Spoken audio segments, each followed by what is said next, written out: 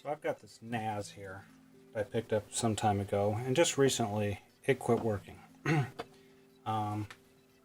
vendor, I've got a previous NAS, a little square box 4-disc unit instead of a rack mount, and the vendor puts in a really crappy power supply, and I'm guessing based on experience that the power supply on this guy has probably went out too, based on its response. So I'm going to take it apart and see if the power supply is dead, and if so, we're going to replace it. This is a ReadyNAS 1100 by Infrant. Infrant was bought by NetGear, so the OEM power supplies are extremely expensive, so I'm going to see what I can do to get this NAS up and running again. First thing we'll do is we'll pop off all the screws from the back cover here.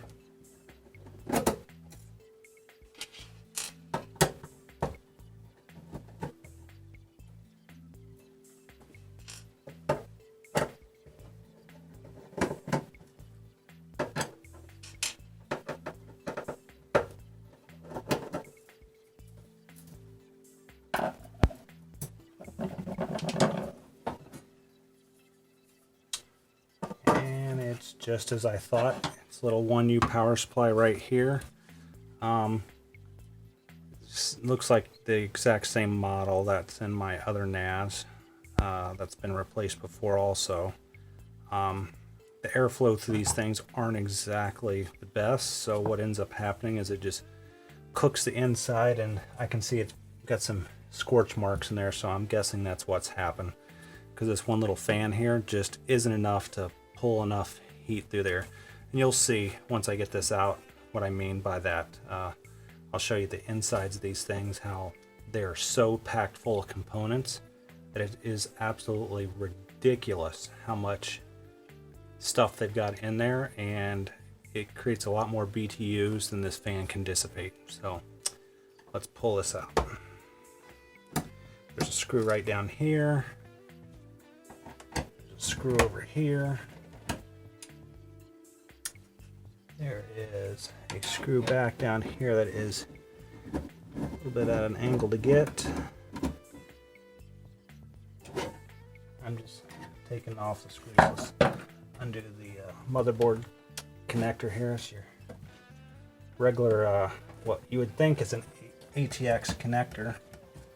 It's a 20-pin connector, but it is a proprietary pin format that Infrant has. You can actually get the Pinout on they're on ReadyNAS's website. I gotta pop this fan wire off right here. That fan bank will lift this guy straight out. Put him right there. I was lucky that all the screws actually stayed into the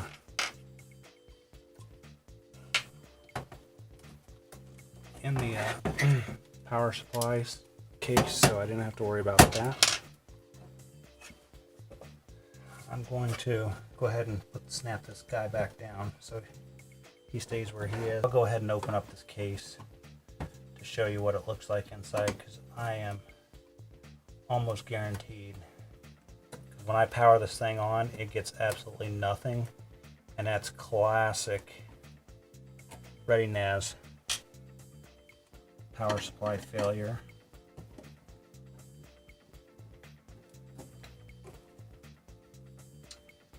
Like I said, I've got a smaller one, a much older one. The ReadyNAS NV unit has the very same power supply. Got one screw here, and it actually choked out a power supply while it was still under warranty, which was kind of nice. It only burned it out, and then I was able to replace it. Gotta pop, to get to these other screws, gotta pop this little mounting bracket off here.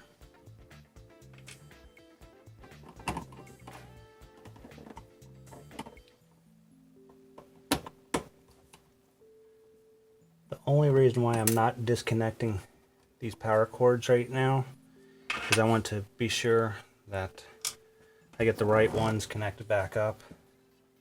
The neutral, the hot, and the common wire.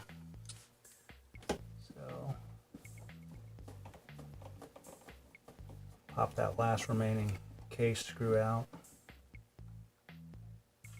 Let's lift this guy straight up. Yeah. Let me zoom in here so you can see.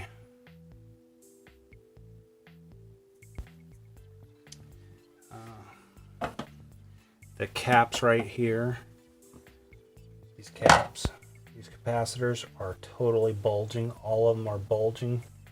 And you can see the scorch marks here, even on the coil, the scorch marks.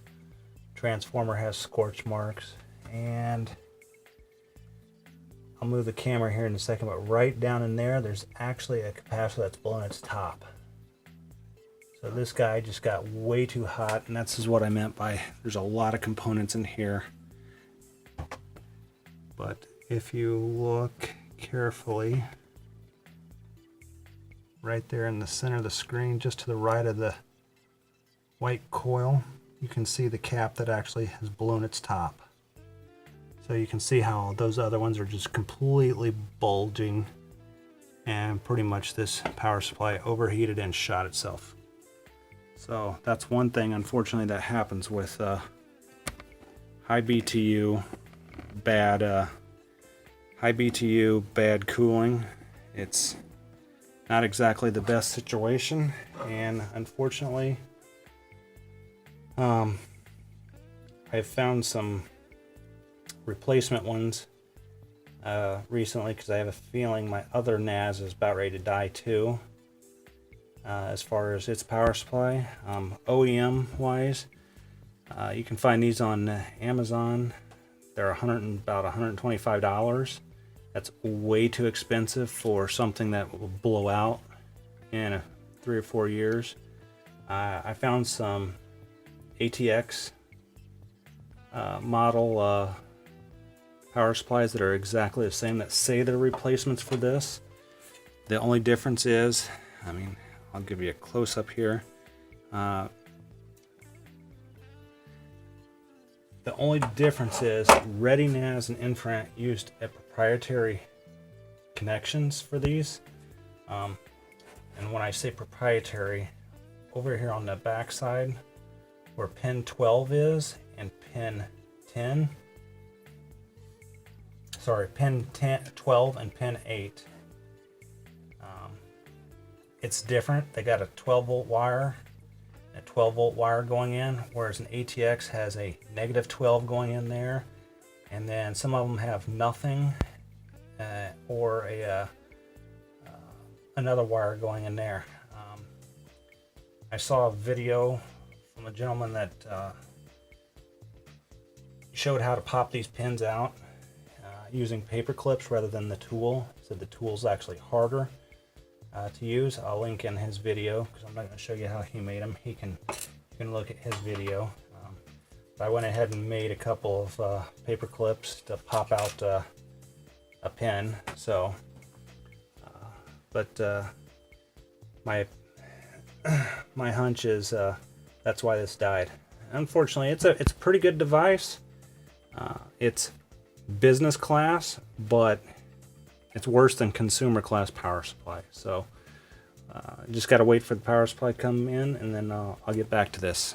So I got my replacement power supply in yesterday. Took a look at it, and it's pretty much comparable. If you notice, it's got a lot more connectors because it's got all the PCIe connectors, the SATA connectors, stuff like that.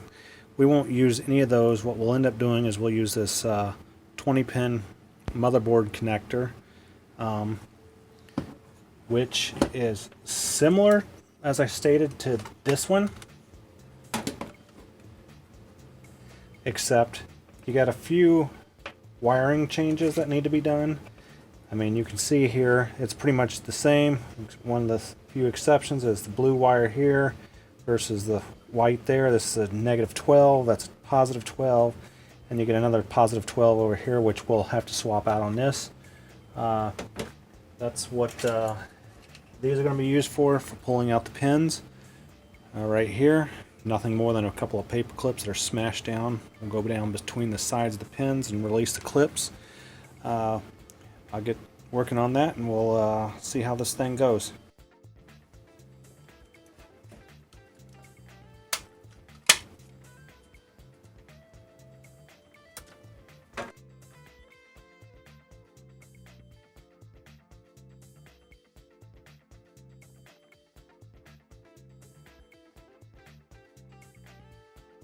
Alright, the first step is going to be remove this 20 pin connector, or sorry, pin 12 out of the 20 pin connector. It's the blue -12 wire. The old one does not have that, and like I said, the old one had a positive 12 there, so we want to remove that one definitely. To do this, it requires a little bit of finesse. Basically get the paper clips started just barely, because you want to get them in there, and then I'm going to kind of start driving them in. Best way to do it, you don't want to break them off, you don't want them too thin, because then you're going to be in a world of stuck. It's basically to kind of push them in with a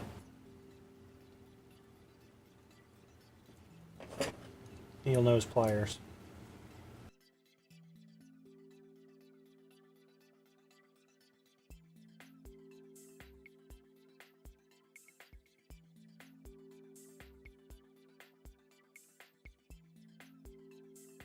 So I worked on it again and ended up using really fine needle nose pliers to catch the edge and just kind of give it a little encouragement to come out. But you can see right here on the side there's a little bitty barbs that catch on the side, not the front and back, or not top and bottom, but on the side of the pin. With that you can pull it out, knock it out of the way, create a mess out of my screws, but you can get that taken care of that way. That does not quite even it out yet. If we look here, we then have everything here looks pretty much the same. You got yellow, purple, gray, yellow, purple, gray. You got a black, red, black, red, black, red, black, red, black, orange, orange. That makes that side pretty much the same. We'll go to the clip side here. You zoom in just a little bit and readjust the camera. So here we got, on this side now, we've got orange, orange. The old one has a yellow, which is a 12 volt power lead. We'll need to put a 12 volt in there. Then we got black, black, green, green, 3 blacks, 1, 2, 3. And we got another 12 volt lead going into there. And then 2 reds, 2 reds. This is the one where we just pulled that 12 volt, or that negative out. So that's where that negative came out, or that -12 came out of this slot here. We'll need to insert 2 positive 12s in there. What I'll probably do is I'll just steal them off one of these here. Both these yellows are 12 volt also. It'll allow me to put that 12 volt in there, and we'll 12 volt in each one. It'll provide different power on different rails as opposed to jumpering a 12 volt lead off that one into there. So let me get to that. Before I splice in that 12 volt lead, I did find videos out there that showed just cutting the blue wire instead of removing it. I'm not sure. I mean, the people's NAS is powered on, but I'm not really too sure about just powering it on like that. I mean, to me that seems like you're going to shortchange those other leads that are coming off the motherboard and drawing. But I'm going to fire this up and just see if it'll power on like that as it stands. Yeah, we got power, which is good. So as you can see, it would boot up just like that. I still think I want to put those other leads in there because I have a feeling it's pulling power off those for some reason, and it'll help balance out the load and not pull as much off the 112 volt rail. Got the pins swapped out. I've just temporarily got some of the components covered just in case something does go wrong. I don't anticipate anything going wrong. Hopefully it'll power right on and we'll be very good on it.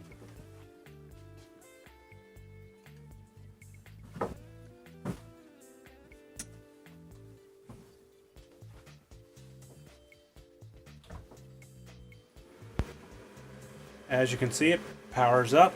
So I think we're good on that aspect. Shut it down right quick. So we still got good power. We're now pulling off the other rails. We've got a little cleanup work, zip tie up some of those wires so that they stay bundled together. Since I added that other 12 volt rails in there, and then we'll tape up, or probably just tape up for now, that blue wire, the -12, so that if we ever decide to use this for real ATX power supply on anything, it'll be still there and we can just reinsert pins back in the 20 pin connector.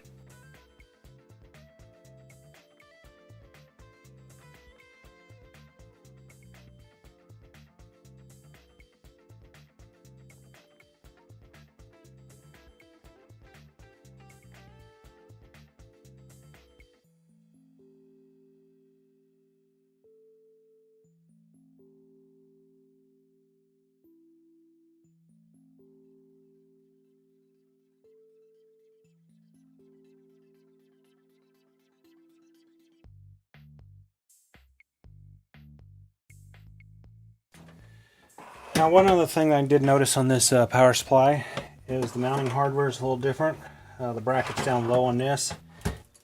It's, boy, we got all kinds of crud falling out of this one. It's flipped over on that, so we're going to have to flip it over, and actually, because the holes on this guy are a little more narrow than this one, we'll actually swap that around. As you can see, it's different there. Then we got this other little clip here that's just simply screwed on right there that we'll swap over as well.